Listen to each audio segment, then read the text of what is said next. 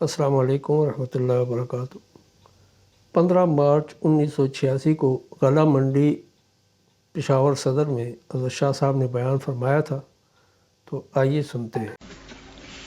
فرمایا لقد سمع اللہ قول الذین قالوا ان اللہ فقیر ونحن اغنیاء۔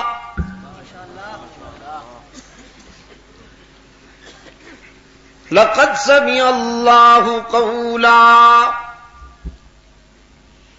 الذین قالوا ان اللہ فقیر ونحن اغنیاء۔ بالیقین اللہ نے ان لوگوں کی بات سنی ہے جو یہ کہہ رہے تھے اللہ فقیر ہے اور ہم غنی ہیں، العیاذ باللہ۔ اور پھر یہ محض سنی سنائی بات نہیں کہ ہوا میں اڑ جائے، سنکتب ما قالوا، یہ تو ہمارے ریکارڈ میں لکھی جانے والی بات ہے۔ رب العالمین نے فرمایا میرے پیغمبر یہ کل کی بات ہے، جب ساری دنیا تیرے موقف کا انکار کر رہی تھی تو اسی ابو بکر نے تیرے موقف کا اقرار کیا۔ نعرہ تکبیر، مصطفیٰ کے ہم سفر، مصطفیٰ کے ہم سفر۔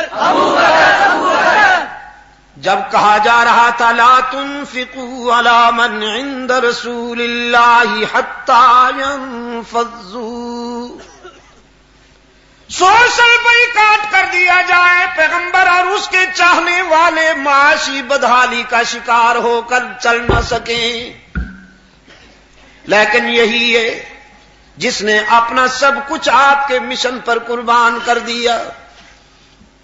جب ہر طرف سے عداوت کی آندھی چل رہی تھی، ابو بکر نے دوستی کی صبا اور باد نسیم چلائی۔ میرے محبوب، آج فرش والوں میں سے اگر کوئی ابو بکر کے موقف کی گواہی نہیں دینے والا تو ہم گواہی دیتے ہیں کہ ابو بکر سچا ہے۔ نعرہ تکبیر، یہ تو صدیق ہے، اور صدیق کہتے ہی اسی کو ہیں جس کی زبان سے کبھی جھوٹ نکلا ہی نہ ہو۔ تو صدیق کہتے ہی اسی کو ہیں کہ جس کی زبان سے کبھی جھوٹ نہ نکلے۔ ارباب علم و دانش کے لیے ایک بات کہتا ہوں، میں بہت آرام سے گفتگو کر رہا ہوں، یقین فرمائیے کہ آپ کے جذبات سے کھیلنا میرا ہدف نہیں ہے، میں آپ کے دل میں کچھ اتارنا چاہتا ہوں۔ جذباتی باتیں ہو سکتی ہیں، لیکن میں آپ کے فکر و نظر میں کچھ حقائق اتارنا چاہتا ہوں، کچھ اجالے اتارنا چاہتا ہوں، کچھ روشنیاں اتارنا چاہتا ہوں۔ آپ بڑے ٹھنڈے دل و دماغ کے ساتھ، ارباب علم و دانش خصوصی مخاطب ہیں میرے۔ ایک موڑ آیا تھا کہ جہاں ابو بکر کا صدق آزمائش میں مبتلا ہو گیا۔ وہ موڑ ہے جب نبی و صدیق ہجرت کر کے مکہ چھوڑ رہے ہیں۔ یہ دو مقدس مہاجر جب مکہ چھوڑ رہے ہیں تو شہر چھوڑتے ہوئے اچانک سامنے ایک مشرک آ گیا جو ابو جہل کی لابی کا کارکن تھا۔ رات کے اندھیرے میں وہ صدیق اکبر کے قریب گزرا، ابو بکر کو تو اس نے پہچان لیا لیکن دوسرے کو نہ پہچانا، دوسرے مہاجر کو نہ پہچانا۔ تو صدیق اکبر سے اس نے پوچھا یہ دوسرا کون ہے؟ یہاں آزمائش تھی۔ صدیق اکبر رضی اللہ تعالی عنہ نے سوچا کہ اگر سچ کہتا ہوں تو راز فاش ہوتا ہے، اور غلط بیانی سے کام لیتا ہوں تو صداقت کی جبین داغدار ہوتی۔ اس مرحلے پر اللہ نے کرم کیا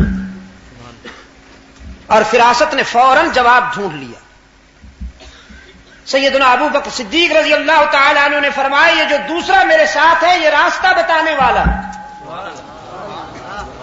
رجل یہدی السبیل، یہ جو دوسرا میرے ساتھ ہے یہ راستہ بتانے والا ہے۔ وہ مشرک فبہت الذی کفر ہو گیا، اس نے سمجھا شاید رات کے اندھیرے میں راستے کا تشخص نہیں ہے، تو کوئی راستہ بتانے والا ساتھ لے رکھا ہے ابو بکر نے، اور ابو بکر تو اپنے انداز میں کہہ گیا کہ یہ دوسرا میرا قائد ہے، میرا راہبر ہے، میرا رہنما ہے، میرا لیڈر ہے، دنیا کا راستہ بھی یہی بتاتا ہے اور عقبہ کا راستہ بھی یہی بتاتا ہے۔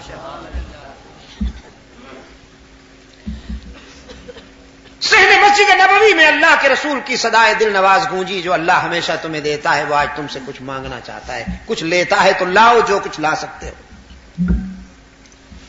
اس ضمن میں پہلی ابتدا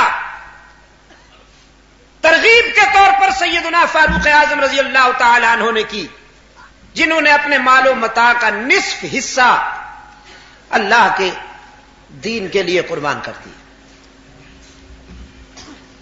کوئی تہائی لایا، کوئی چوتھائی لایا، لیکن ابو بکر صدیق جو کچھ تھا سب کچھ لایا۔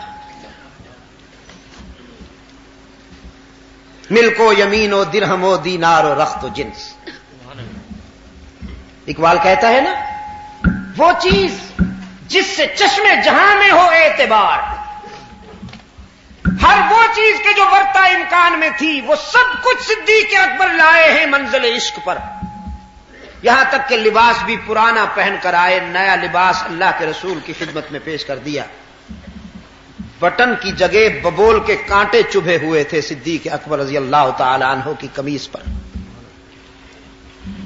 رحمت عالم صلی اللہ علیہ وسلم نے فرمایا، دیر سے آئے ہو ابو بکر؟ عرض کیا، دیوار پہ ہاتھ مارتا رہا ہوں، ہاتھ پھیرتا رہا ہوں کہ کوئی پن نہ رہ جائے جو منزل عشق پر جانے سے محروم رہے۔ فرمایا، کچھ بچوں کے لیے اور عیال کے لیے بھی چھوڑ آئے ہو کہ نہیں؟ عرض کیا، اللہ کا نام چھوڑ کے آیا ہوں اور آپ کی محبت چھوڑ کے آیا ہوں، اس سے بڑھ کر میرے لیے کوئی سرمایہ حیات نہیں۔ ایک اور کردار بھی ہے اسلامی تاریخ کا کہ جب تک یہ عالم رنگ و بو چلتا رہے گا، آسمان کے دامن میں ستارے چمکیں گے، ہر باضمیر انسان اس کردار کو سلام عقیدت پیش کرتا رہے گا۔ اور وہ کردار ہے جس کے متعلق اسی دن صحن مسجد نبوی میں اللہ کے رسول کی زبان سے یہ کریڈٹ بلند ہوا کہ آج کے بعد میں اعلان کرتا ہوں کہ میرے عثمان کو دنیا کی کوئی بات نقصان نہیں پہنچا سکے گی، عثمان یقینی جنتی ہے۔ ما ضر عثمان ما عمل بعد هذا اليوم، اللہ کے رسول صلی اللہ علیہ وسلم نے اعلان فرمایا کہ آج کے بعد میرے عثمان کو دنیا کی کوئی بات نقصان نہیں پہنچائے گی۔ جانتے ہو کہ عثمان نے کیا دیا؟ سینکڑوں جنگی تربیت یافتہ گھوڑے پیش کیے اللہ کے رسول کی خدمت میں، اور وہ جنگی تربیت یافتہ گھوڑے وہ تھے کہ جن کی ٹاپوں کی قسمیں اللہ نے قرآن کریم میں کھائی۔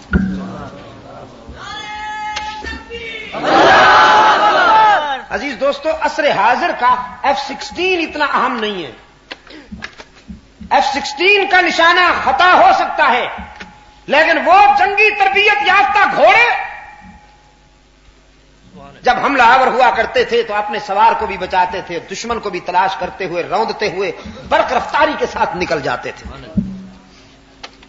سینکڑوں جنگی تربیت یافتہ گھوڑے پیش کیے، مال و متاع سے لدے ہوئے سینکڑوں اونٹ پیش کیے، اور پھر سرخ دینار گٹھڑی میں لا کر رسول اکرم صلی اللہ علیہ وسلم کے قدموں میں ڈال دی۔ رحمت عالم صلی اللہ علیہ وسلم نے عثمان کے ایثار سے متاثر ہو کر اس عطیے کو دائیں ہاتھ سے الٹتے ہوئے بائیں ہاتھ سے پلٹتے ہوئے ایک تاریخ ساز جملہ ارشاد فرمایا۔ فرمایا، اللہم انی رضیت عن عثمان، اللہم انی رضیت عن عثمان فرضی عنہ الہ العالمین، میں عثمان پر راضی ہو گیا ہوں اور التجا کرتا ہوں کہ تو بھی عثمان پہ راضی ہو جا۔ پشاور کے روشن ضمیروں، اللہ کے رسول صلی اللہ علیہ وسلم کی اس ارشاد کے بعد ما ضر عثمان ما عمل بعد هذا اليوم، آج کے بعد عثمان کو دنیا کی کوئی بات نقصان نہیں پہنچا سکتی، عثمان یقینی جنتی ہے۔ اب سوچ کر جواب دیجئے گا، کہ اللہ کے رسول صلی اللہ علیہ وسلم کے اس ارشاد کے بعد حضرت عثمان کے جنتی ہونے میں کوئی شبہ ہے؟ اتنی زیادہ سردی تو نہیں جتنے آپ کے جواب میں ٹھنڈک ہے۔ اللہ کے رسول صلی اللہ علیہ وسلم کے اس ارشاد کے بعد حضرت عثمان کے جنتی ہونے میں کوئی شبہ ہے؟ ایک مرحلے پر سرکار دو عالم صلی اللہ علیہ وسلم نے فرمایا، ہے کوئی تم میں سے جو دنیا کی ان آنکھوں سے کسی جنتی کو چلتا پھرتا دیکھنا چاہے؟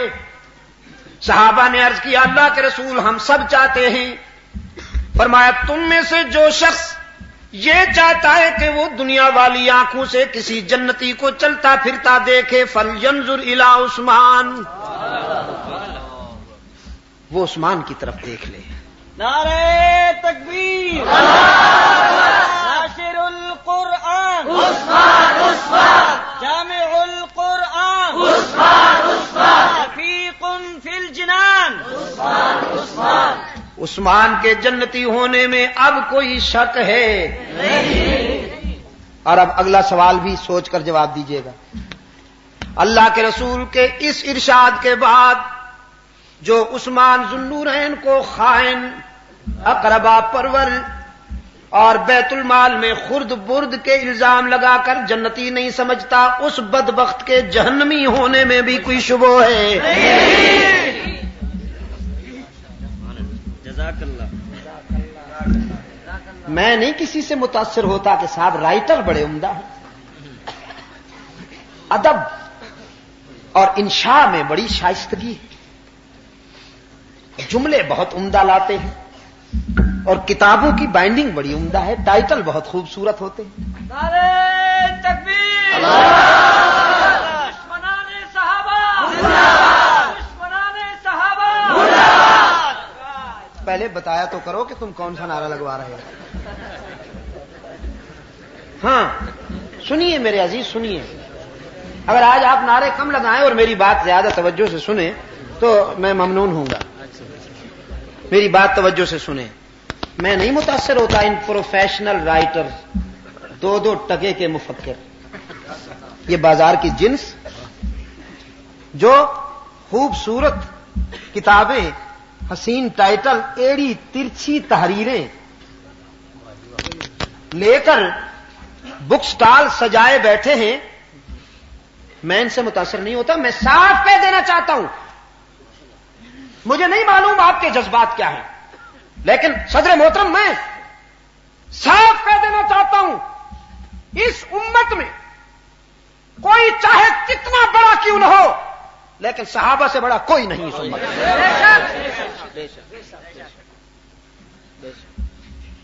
تم کسی عصر حاضر کے مفکر کی بات کرتے ہو، میں ابن تیمیہ کو بھی عثمان کے مقابلے میں نہیں سمجھتا ہوں۔ رازی، غزالی، ابن کثیر، عماد الدین، جلال الدین سیوطی اور ابو حنیفہ احمد ابن حنبل کو بھی صحابہ کے مقابلے میں کم سمجھتا ہوں۔ تو کسی اور کو میں کیسے اجازت دے دوں کہ وہ رسول اللہ صلی اللہ علیہ وسلم کے ان نمائندہ کرداروں پر تنقید کے نستر چلائے اور ہم چپ رہیں؟ بڑے دجل اور تلبیس کے ساتھ میرے نوجوان ذہن کو بیمار کیا جاتا ہے یہ کہتے ہوئے کہ صاحب تاریخی حقائق تو ماننے پڑتے ہیں، یہ حقائق ہیں، ان سے کیسے انکار کیا جا سکتا ہے؟ ان جاہلوں سے کوئی پوچھے کہ تاریخ کو حقائق کس نے کہا ہے؟ تاریخ حقائق کا مجموعہ کب سے بن گئی؟ حقائق کا مجموعہ صرف اور صرف اللہ کا قرآن اور پیغمبر کا فرمان ہے۔ تاریخ رتب و یابس کا مجموعہ ہے، بے شک اس میں اچھی باتیں بھی ملتی ہیں اور ہم ان اچھی باتوں کو ایکسپٹ کرتے ہیں، ہم ان اچھی باتوں کو تسلیم کرتے ہیں جن کی قرآن و سنت تائید کرتا ہے، لیکن تاریخ کا وہ حصہ کہ جو قرآن و سنت سے ٹکرائے اور قرآن کے تیار کردہ ان کرداروں پر تنقید کرے، ہم اس تاریخ کے حصے کو ٹھکرانے میں ایک لمحے کی دیر بھی نہیں کرتے۔ ہم نہیں مانتے اس تاریخ کو جو حضرت علی رضی اللہ تعالی عنہ پر کیچڑ اچھالے۔ ناظرین، آپ ابھی بیان سن رہے تھے جو انہوں نے غلہ منڈی پشاور صدر میں کیا تھا۔ آپ سب سے گزارش ہے کہ میرے چینل کو سبسکرائب بھی کریں اور بیل کے آئیکن کو کلک بھی کریں تاکہ ہر نئی آنے والی ویڈیو آپ تک بر وقت پہنچ سکے۔ شکریہ۔